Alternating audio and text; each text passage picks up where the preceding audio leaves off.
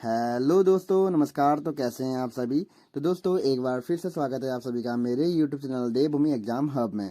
तो दोस्तों, आप सभी के लिए लेके आ गया हूं मैं यहाँ पर कनिष्ठ सहायक पेपर जो 5 मार्च को आगामी पेपर है हमारा। उसके लिए बहुत ज़्यादा इम्पोर्टेंट उत्तराखंड से संबंधी क्वेश्चन जो कि किसी न किसी एग्जाम में आए हुए हैं। और आपको जो हमारे आगामी पेपर हैं, चाहे हमारा कनिष्ठ सहायक का हो, वीडियो हो, सचिवालय रक्षक का हो, या कोई भी अन्य जो उत्तराखंड में आयोजित होगा, उसके लिए आपके लिए ये जो प्रश्न आज मैं आपको करवा रहा हूँ ये बहुत ज़्यादा महत्वपूर्ण रहने वाले हैं। तो आप सभी को 5 मार्च को जो एग्जाम आयोजित हो रहा है, उससे पहले आप सभी को इसको देख के जाना है। और अगर आपको यहाँ पर कोई भी क्वेश्चन में क्वेरी या कोई भी डाउट रहता है तो आप मुझे कमेंट बॉक्स में कमेंट कीजिए। उसका आपको जल्द से जल्द मैं यहाँ पर ना देने की यहाँ पर कोशिश करूंगा। ठीक है दोस्तों, तो आज शुरू करते हैं हम अपना कनिष्ठ सहायक पेपर के लिए उत्तराखंड के महत्वपूर्ण जो प्रश्नोत्तरी मैं यहाँ पर लेके आया हूँ उसको शुरू करते हैं अब।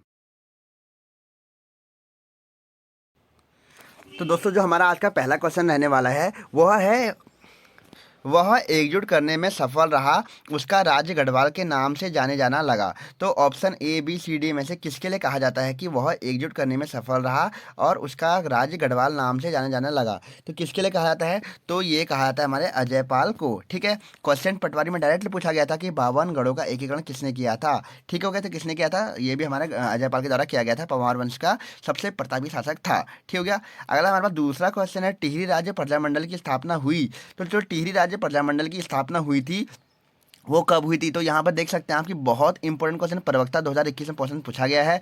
तो जो टिहरी राज्य प्रजामंडल की स्थापना हुई थी वो हुई थी कब? 23 जनवरी 1939, मतलब 23 जनवरी 1939 को टिहरी राज्य प्रजामंडल की स्थापना हुई थी। ठीक है क्या? अगला हमारे पास तीसरा क्वेश्चन है, किस गढ़वाल नरेश ने गुरु राम राय को आश्रय प्रदान किया था? बहुत इंपॉर्टेंट क्वेश्चन। तो गुरु राम राय को जो आश्रय प्रदान किया था वो क्या गया था? पंवार वंश के महान शासक जिसको कहा जाता है कि पंवार वंश का स्वर्णकाल कहलाता है इसके समयकाल को, वो था हमारा कौन? फतेहपति शाह के समयकाल को यहाँ पर गुरु राम राय को आश्रय प्रदान हुआ था। ठीक हो गया। चौथा क्वेश्चन है, टिहरी रियासत में किस शासक ने अपने नाम से शहर की स्थापना की परंपरा को शुरू किया था? वन आरक्षित 2020 का क्वेश्चन है। तो टिहरी राज्य में कौन सा ऐसा शासक था जिसने कि अपने नाम से शहर बसाने की शुरुआत की थी? वो था हमारा कौन? नरेंद्र शाह। प्रताप शाह। ठीक हो गया, प्रताप शाह ऑप्शन बिल्कुल सही रहेगा। प्रताप शाह के द्वारा प्रताप नगर बसाया गया था। ठीक हो गया। तो इसी के द्वारा क्या करी गई थी? नाम से शहर बसाने की परंपरा को शुरू किया गया था। इंपॉर्टेंट रहेगा आगामी पेपर के लिए। अगला हमारा पांचवा क्वेश्चन है, गढ़वाल के किस शासक ने सर्वप्रथम अपने नाम के आगे शाह की उपाधि लगाई थी? ये क्वेश्चन भी बहुत इंपॉर्टेंट है, एवरग्रीन फेवरेट क्वेश्चन रहता है हमेशा। तो कौन सा था कि जिसके द्वारा सबसे पहले शाह की उपाधि ली गई थी? तो वो था हमारा कौन? बलभद्र शाह। पांचवें का ऑप्शन ए रहने वाला है, बिल्कुल सही। ठीक हो गया। तो पांचवें क्वेश्चन का आंसर क्या है? ए है। अगर हमारा छठा क्वेश्चन है, किस परमार शासक ने टिहरी राज्य में अंग्रेजी शिक्षा की नींव रखी? देख सकते हैं आप, कनिष्ठ सहायक 2021 का क्वेश्चन है, बहुत इंपॉर्टेंट क्वेश्चन है। तो कनिष्ठ सहायक 21 में पूछा गया क्वेश्चन था ये कि किसके द्वारा अंग्रेजी शिक्षा की नींव रखी गई थी टिहरी राज्य में। तो आप सभी को पता होना चाहिए कि जो हमारे प्रताप शाह था, छठे का ऑप्शन बी जो है, प्रताप शाह के द्वारा अंग्रेजी में टिहरी राज्य में अंग्रेजी शिक्षा की नींव रखी गई थी। अगला हमारा सातवां क्वेश्चन है, जहांगीरनामा के अनुसार गढ़वाल के किस शासक को मुगल शासक जहांगीर ने हाथी घोड़े उपहार स्वरूप दिए थे? बहुत इंपॉर्टेंट क्वेश्चन, वीडियो 2018 का क्वेश्चन है। तो किसके द्वारा मुगल जहांगीर ने गढ़वाल के किस शासक को घोड़े और हाथी उपहार दिए थे? तो वे दिए थे हमारे श्याम शाह को। ठीक हो गया। अगला हमारे पास ये क्वेश्चन बहुत इंपॉर्टेंट दोस्तों, बहुत ज़्यादा बार पूछा गया है ये क्वेश्चन। ठीक हो गया। आठवां क्वेश्चन है हमारा, परमार वंश के शासकों का सही क्रम क्या है? तो यहाँ पर क्रम पूछा गया है। ठीक है, तो यहाँ पर पहला दिया गया महपति शाह, ललित शाह, पृथ्वीपति शाह, फतेहपति शाह। तो यहाँ पर क्रम पूछा गया है। तो पहले पहले तो हमारा महपति शाह बिल्कुल सही है, पहले नंबर पे। ठीक हो गया। उसके बाद महपति शाह के बाद है पृथ्वीपति शाह दूसरे नंबर पे। ठीक है, उसके बाद हमारा आया फतेहपति शाह। ठीक है, चौथे हम तीसरे नंबर पे। उसके बाद हमारा आया कौन? यहाँ पे ललित शाह। ठीक हो गया। तो सही क्रम इनका हमारा यही रहने वाला है, 1 2 1 3 4 2। ठीक है, 1 3 4 2 हमारा बिल्कुल सही रहने वाला है, ऑप्शन ए। नौवां क्वेश्चन है, निम्नलिखित में से कौन सा 52 गढ़ों में सम्मिलित नहीं है? तो यहाँ पर पूछा गया कि 52 गढ़ों में कौन सा यहाँ पर सम्मिलित नहीं है?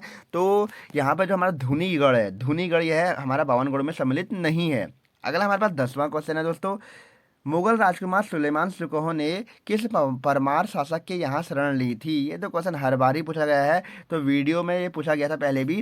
तो जो मुगल शासक था राजकुमार था सुलेमान सिको, वह पृथ्वीपति शाह के दरबार में आता है, ठीक हो गया, और इसी के द्वारा इसको शरण दी जाती है, ठीक हो गया। तो आंसर रहेगा 10वें का बी।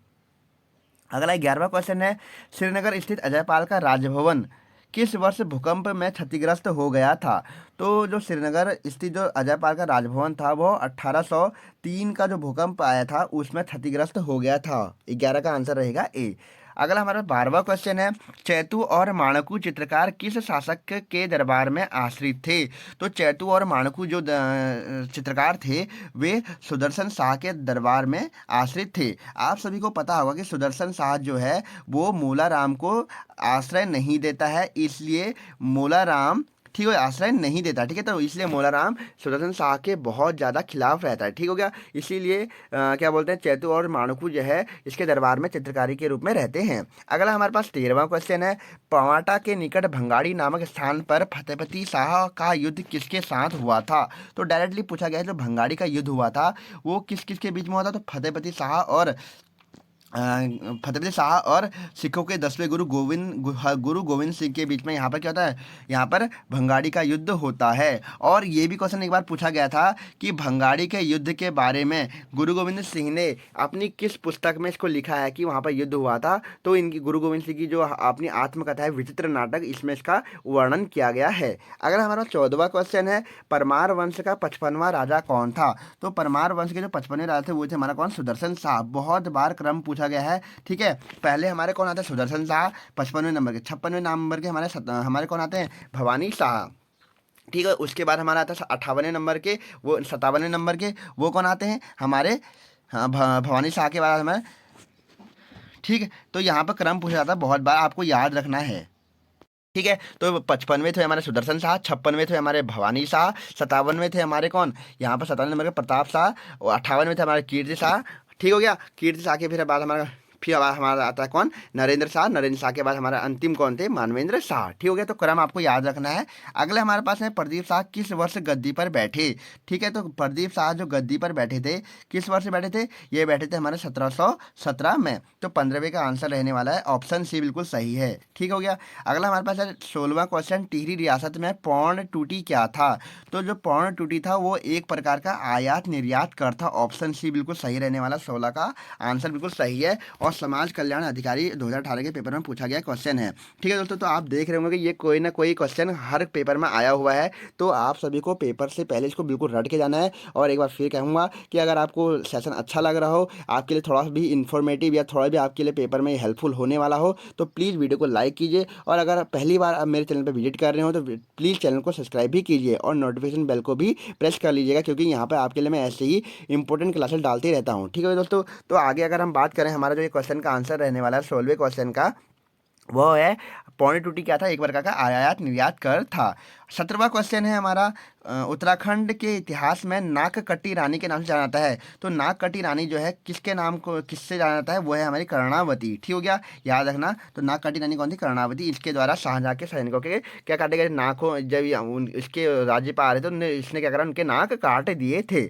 18वां क्वेश्चन है, गढ़वाल में किस वंश का शासक सबसे अधिक रहा? तो गढ़वाल में किस वंश का शासन सबसे अधिक रहा था? वह रहा था किसका? पवार वंश का। इंपॉर्टेंट है बहुत ज़्यादा, ठीक है। तो गढ़वाल में सर्वाधिक शासन करने वाले कौन थे? पवार वंशी शासक थे। 19वां क्वेश्चन है हमारे पास, अंग्रेजों ने कंपेनियन ऑफ द इंडियन की उपाधि दी थी। तो अंग्रेजों के द्वारा कंपेनियन ऑफ द इंडिया की उपाधि दी गई थी हमारी किसको? कीर्ति शाह को दी गई थी। तो 19वें का आंसर रहने वाला सी, इंपॉर्टेंट रहेगा कीर्ति शाह, ठीक हो गया। अगला हमारे पास है, गुलदस्त तवारिख ई कोह टिहरी नामक पुस्तक किसके द्वारा लिखी गई थी? बहुत इंपॉर्टेंट क्वेश्चन है, वीडियो 2021 में पूछा गया क्वेश्चन है ये। तो गुलदस्त तवारिख ई कोह टिहरी जो लिखी गई है मियाँ प्रेम सिंह के द्वारा लिखी गई है। इंपॉर्टेंट है बहुत ज़्यादा, फिर बोल रहा हूँ आगे पेपर में पूछा जाएगा, अच्छा क्वेश्चन है बहुत ज़्यादा, ठीक है। 21वां क्वेश्चन है, 1923 ईस्वी में टिहरी रियासत में राज्य प्रतिनिधि सभा की स्थापना किसने की थी? ये भी बहुत ज़्यादा इंपॉर्टेंट क्वेश्चन है। तो 1923 में टिहरी रियासत में राज्य प्रतिनिधि सभा की स्थापना किसने की थी? तो किसके द्वारा की गई थी राज्य प्रतिनिधि सभा की स्थापना? वो की गई थी नरेंद्र शाह के द्वारा। इंपॉर्टेंट रहेगा, नरेंद्र शाह के द्वारा 1923 में टिहरी रियासत में राज्य प्रतिनिधि सभा की स्थापना की गई थी, ठीक है दोस्तों। अगला हमारे पास 22वां क्वेश्चन है, श्री गुरु राम राय को किस राजा ने अपने राज्य में आश्रय दिया था? तो ये क्वेश्चन पहले भी आ चुका है। तो श्री गुरु राम राय को फतेहपति शाह के द्वारा अपने राज्य में आश्रय दिया गया था। अजयपाल के बाद तिब्बत पर आक्रमण करने वाला शासक था। 23वां क्वेश्चन बहुत इंपॉर्टेंट है, वीडियो के क्वेश्चन है सारे के सारे। तो वीडियो के जो एग्जाम निरस्त हो चुका है उसके क्वेश्चन पूछे गए थे ये। तो अजयपाल के बाद तिब्बत पर आक्रमण करने वाला शासक कौन था? तो ये वाला क्वेश्चन अगर मैं कहूँ तो ये क्वेश्चन डायरेक्टली डिलीट हो चुका था, तो इसका आंसर हम कुछ नहीं देने वाले हैं यहाँ पे, ठीक हो गया, क्योंकि ये क्वेश्चन डिलीट हो चुका है। तो इसका आंसर कुछ भी नहीं दिया गया है, ठीक। अगला हमारे पास 24वां क्वेश्चन है, देहरादून का कर्णपुर मोहल्ला बसाया था। तो यहाँ पर डायरेक्टली पूछा कि जो कर्णपुर, जिसको हम वर्तमान नाम जो करणपुर है, ठीक है, देहरादून में, ठीक, उत्तराखंड का जो हम सबसे ज़्यादा एजुकेशन हब के नाम से जाना जाता है, वही हमारा करणपुर या करणपुर किसके द्वारा बसाया गया था? तो महारानी कर्णावती के द्वारा इसको बसाया गया था। ऑप्शन बिल्कुल सी सही रहने वाला है। अगला हमारे पास है 25वां क्वेश्चन, गढ़वाल का जॉन ऑफ आर्क कहलाती है। जो सॉरी गढ़वाल का जॉन ऑफ आर्क किसे कहा जाता है? तो गढ़वाल का जो जॉन ऑफ आर्क कहा जाता है वो तीलू रोतली को कहा जाता है, ठीक हो गया, इंपॉर्टेंट रहेगा, इंपॉर्टेंट क्वेश्चन है। तो गढ़वाल का Joan of Arc Teelu Rauteli. 26वां क्वेश्चन, सुदर्शन शाह ने अपनी राज्य की राजधानी टिहरी नगर स्थापित की थी। तो सुदर्शन शाह के द्वारा अपनी राज्य की जो राजधानी है उसको टिहरी नगर में कब बसाया गया था? तो ये बसाया गया था कब? 28 दिसंबर 1815 को, ठीक हो गया दोस्तों। तो इसका आंसर बिल्कुल सही रहने वाला है। किसी किसी पुस्तक में इसको 30 दिसंबर भी दिया गया है, ठीक हो गया। तो यहाँ पर 30 दिसंबर का ऑप्शन था ही नहीं, तो इसलिए इसका आंसर रहने वाला है 28 दिसंबर 1815 को सुदर्शन शाह ने अपनी राजधानी को टिहरी नगर स्थापित की थी, ठीक हो गया। अगला हमारे पास 27वां क्वेश्चन है, टिहरी रियासत का भारतीय संघ में विलीनीकरण किस वर्ष हुआ था? इंपॉर्टेंट क्वेश्चन है। तो आप सभी को पता होगा कि जो टिहरी रियासत है उसका भारतीय संघ में जो विलीनीकरण हुआ था 1 अगस्त 1949 को हुआ था। कब? 1 अगस्त 1949 को, ठीक हो गया। अगला हमारे पास 28वां क्वेश्चन है, नागेंद्र सकलानी किस तिथि को शहीद हुए थे? तो नागेंद्र सकलानी जो हमारे शहीद हुए थे टिहरी रियासत में, तो वो कब शहीद हुए थे? वो हुए थे हमारे कब? 11 जनवरी 1948 को, ठीक हो गया। बहुत इंपॉर्टेंट क्वेश्चन रहेगा, कब हुए थे? 11 जनवरी 1948 को ये हमारे शहीद हुए थे, ठीक है दोस्तों। तो यहाँ पे भी हमने इस सेशन के पूरे क्वेश्चन लगा लिए हैं। तो आप सभी को यही कहना है कि अगर सेशन अच्छा लगा हो तो प्लीज़ वीडियो को लाइक कीजिए, और अगर अभी तक चैनल को सब्सक्राइब नहीं किया है तो चैनल को सब्सक्राइब भी कीजिए, ठीक है दोस्तों। तो आज की वीडियो में इतना ही। ओके, थैंक यू, धन्यवाद।